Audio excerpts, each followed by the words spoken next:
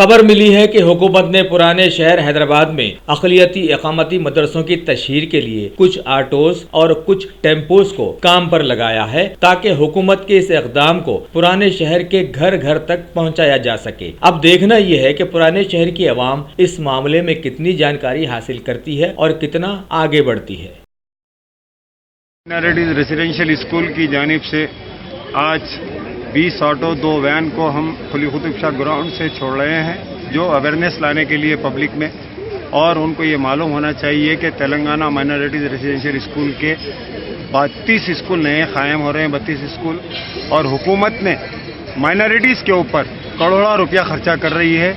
इससे इस्तेफादा उठाए तो मेहरबानी होंगी, क्यों तो अवाम नास बिल्कुल ही इससे नावाकिफ़ है।